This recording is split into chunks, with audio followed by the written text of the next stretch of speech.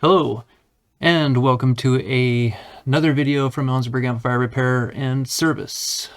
Today we have the output section of that Sundown Audio SCV7500 amplifier. So this, I just really wanted to go over something that Sam over at BearVids also had made a video on. And I just kind of want to keep this information available up top and not get lost or forgotten, that this kind of stuff can be done to help save on what I call misery and headaches. So what we're going to go over today is the powering of a Korean style board, such as the one you see here on your screen. This uses the 4 IRS21844 drive ICs, as I had mentioned in the previous video, and if I get a chance I will link it up top here for you on that previous video when I go over diagnosing the actual output transistors of the board. So my camera, I see, is glitching on me again. Wonderful. I love equipment. I really despise equipment, just to let you know.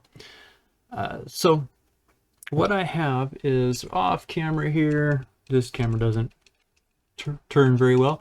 I just have some simple power supplies. Seriously, this camera. So I just have some simple power supplies here. These are modified to go up to 15 volts. These are 12-volt power supplies. Just your cheap, generic, overseas power supplies. I don't even know what these are rated for. They're just cheap. Let me see here real quick. They are, they say they're 10 amp supplies. They may do 10 amps. Who knows? I don't need 10 amps to do what I'm doing here. But those are the power supplies I have hooked up with this little wire mess that you see going on right here onto this board. Once I get my camera back in place, maybe, if I can figure out how I got this up here. All right, so those power supplies are hooked up to this board. They're hooked up to the plus minus 15 volt voltage regulators. The common of the plus minus 15 of the power supplies, the ground, the common point, is at the input of the 12 volt regulators, because the 12 volt regulators are referenced to the negative rail. So again, the input of this is at the common of my 15 volt power supplies. Plus minus 15 volts at the 15 volt regulators. And then I have plus minus 15 volts right off to the side here. Sorry, this doesn't fit very well. Right off to the side, I have my plus minus 15 volts for the rails. Darn camera.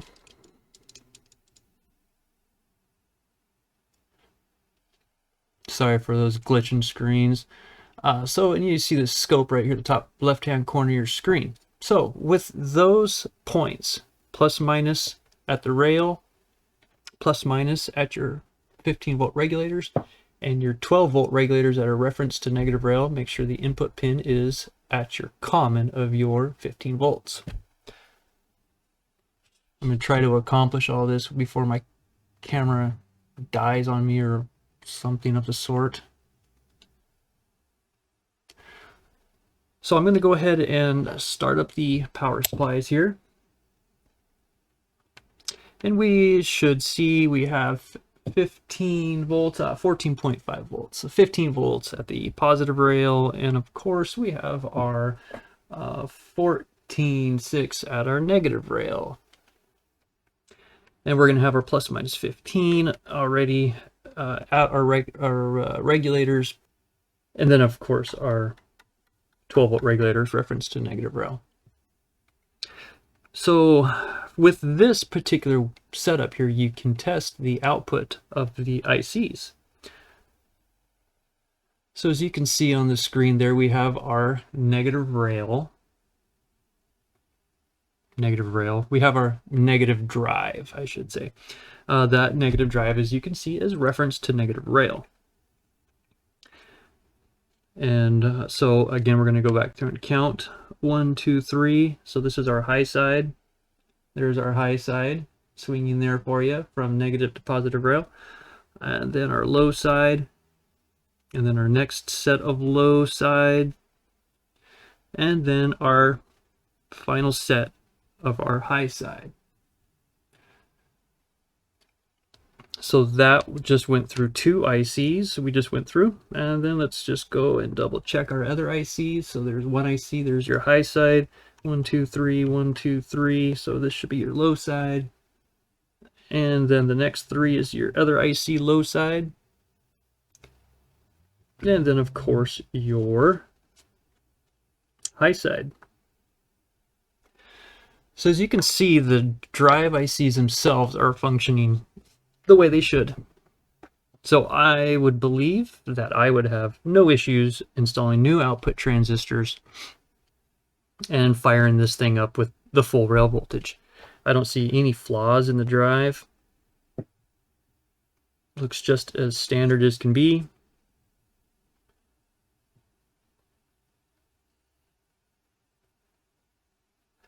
Looking great. So I would have no problem loading this back up with output transistors and slapping this back together.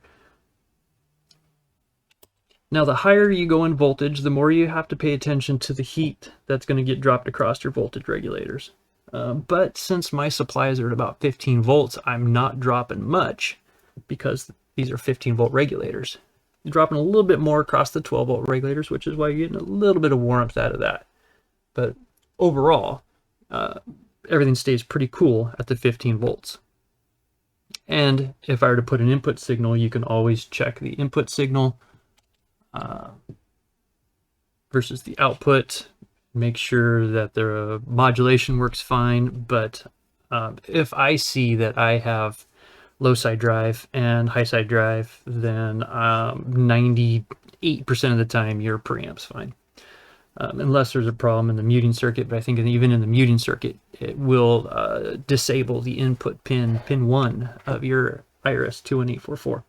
So this is just a preliminary telling me that I don't have to do any work on the card itself. So that's what I was after, and just wanted to go over that with you guys, that you can power these up safely, and you can touch the rails all day long at 15 volts.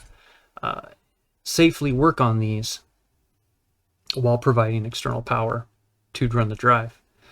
I have not figured out the easiest process to do the what are those, the SNI boards that use the MIC drivers. I have not figured out how to really get around the muting circuit on that yet, but for these Korean boards that use the IRS-21844s, really simple setup. Plus minus 15 volts with a common is all you need to get one of these things going, so you can test it safely without having to run the 180 some odd volts of the full rail voltage.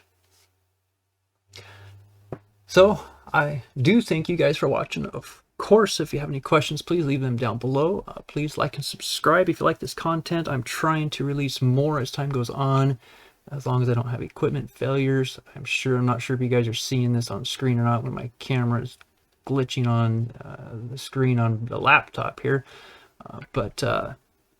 Anyhow, I will do my best to get you guys the best content possible.